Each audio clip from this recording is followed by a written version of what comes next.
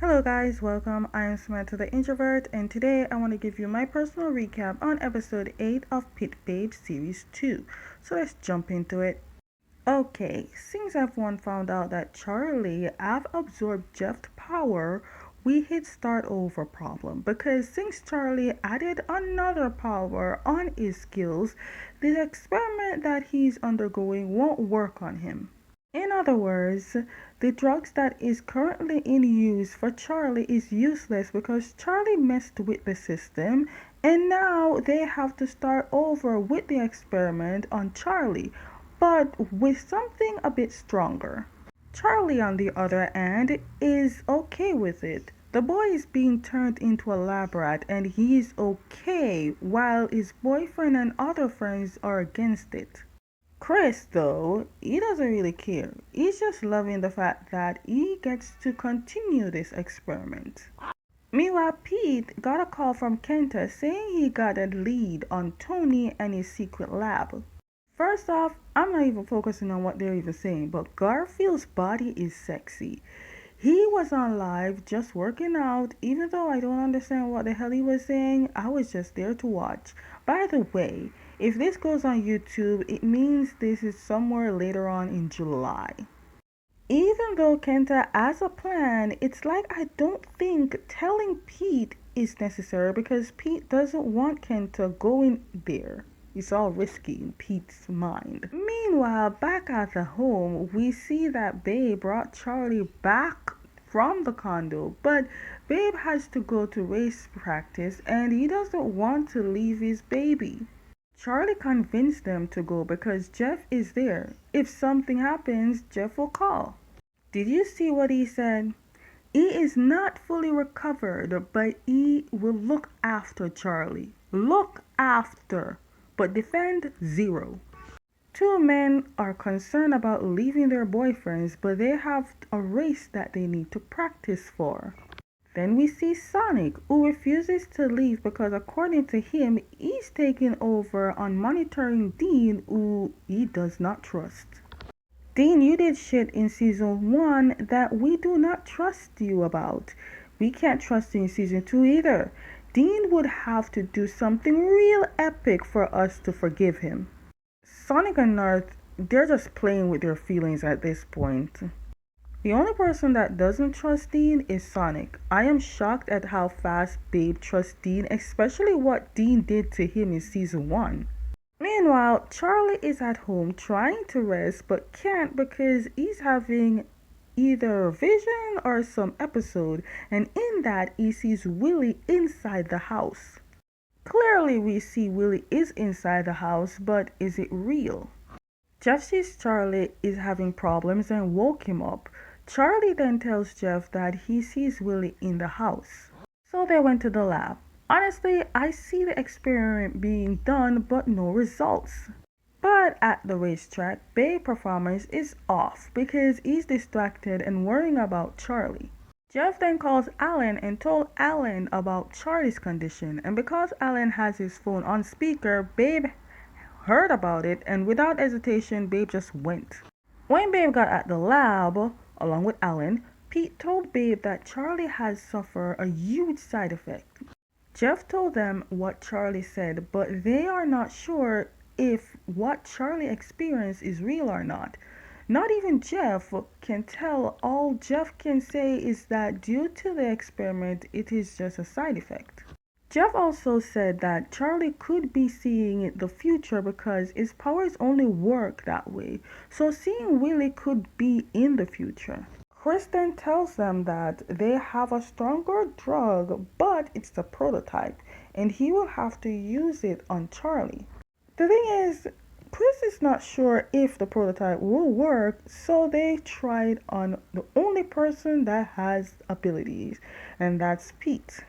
Sadly, the prototype is trash. It didn't even work on Pete, so back to the drawing board. Later, Chris came along with Pete, but we know it's not about booty call. But while Pete went outside to take a phone call, Chris took the opportunity to search Pete's place. Chris was not that slick because he got caught by Pete, but Chris ended up making some excuses. Because of that, Pete lacks trust in Chris and used his sense to get answers. I can't believe it took me to season 2 to realize that Pete is a walking lie detector. Anyways, Kenta went to Pete on what he found out about Tony, and Kenta keeps doing this thing where he does it on his own. Kenta said before Wade died, Wade gave him a key, and that key could be the answer they need. Kenta then gave that key to Pete. At the house, we see Alan is going through some work or game plan for Dean because although he has improved, he has a lot to work on. Meanwhile, Jeff is just happy that he can touch Alan without having to worry. Just then, Alan got a call from the hospital about his surgery, but due to the race and Charlie, Alan begged the hospital to postpone. But he can't because his condition is very critical. The sad part about this information is that Jeff doesn't know about it. All Jeff knows is that Alan has pain in his shoulders. North invited Sonic to the restaurant under a disguise that he lets Sonic believe he invited everyone but then tells Sonic everyone is busy. I don't get Sonic because it's clear that North is trying but Sonic is not seeing it. I mean, what does Sonic want? For North to fully say that he likes him and then kiss him? Now, instead of Sonic trying to improve and talk about them, Sonic talked about not trusting Dean. I get we don't trust Dean, but damn, Sonic, you getting on my nerves. Then we see Kim, who sees Kenta about to leave and go on a mission alone, so Kim tries to stop him.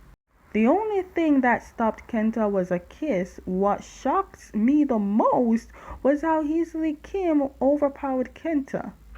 We then see Dean, who saw Nart at a bar, and Nart told him his problem about Sonic, and Dean gave an advice which was the best one he did since returning. Even though Dean knows Sonic does not like him, Dean gave a good advice and a speech. I really do feel it for Nart because he really likes Sonic, but no matter what he does, Sonic doesn't appreciate it. Later we see Chris sneaking into Wade's house searching the place. But before he could go any further, Pete caught him. It seems Pete sensed that Chris would come to Wade's place, or Pete was always there at Wade's place but just happened to catch Chris in the act. It's funny, but for the first time with a gun in his hand, Pete not thinking about having sex with Chris. Babe is at the lab with Charlie, who is unconscious. Babe never left Charlie's side because he thought the thought of losing the man he loves will hurt Babe. Before being unconscious, Babe tries to talk Charlie out of the experiment, but Charlie, who wants to end things and be normal with Babe, had to convince Babe to let him do the experiment. But Charlie have not yet fully undergo the problem that Jeff went through. Oh, did I mention they're not really dating anymore? Because Charlie feels like if they are not in a relationship, Tony will only go after him and leave Babe. But who's gonna be the one to tell Charlie that Tony will never leave them both? If anything, Charlie made it easier for Tony. Meanwhile, we see Willie made it to the lab undetected because Willie finally used the ability he has. Willie's ability is to stop time. This ability does not last long, but nonetheless, he uses it to get an ID from a worker to gain access in the lab. Back at the whereabouts where Tony's lab area is, we see Kenta and Kim working together to get answers. This scene reminds me so much of Kinporch, but right now, because of the kiss, Kim is over the moon, and where Kenta is touching, yeah. I mean, Kenta noticed what he's doing, and he likes it, but because they are on an important mission, this is not the time to daydream. Kenta and Kim went into a room filled with documents and found Willie's document and found out about his ability. They ended up getting caught and had to run out. Seeing that they have been caught by the enemies around them, they have literally cornered, Kenta had to sacrifice himself so Kim can escape. This is a stupid and unfair fight because why would Kenta go in a gunfight with knives? Kenta already saw that he couldn't escape, so he gave up and let himself get captured, which will give Kim enough time to escape. We then see Chris telling Pete about his life and how he feels he is related to Wei, so Wei could be a twin. But due to not knowing about his life, Chris came here to investigate. Pete does not believe Chris and tries to use his ability, but it seems he found nothing. Or Chris could have abilities that he can block out Pete's ability. Anyways, Pete got a call from Kim telling Pete that Kenta got captured and about Willie's ability. Pete then called Babe to tell him about Willie and what his ability can do. But before Babe could get to Charlie, Willie already got inside and pinned Babe down. Babe then got up and tries to attack Willie, but Willie stopped time before Babe could punch him. Okay guys, that is it for my personal recap on episode 8 of PitBabe series 2. Stay tuned for episode 9.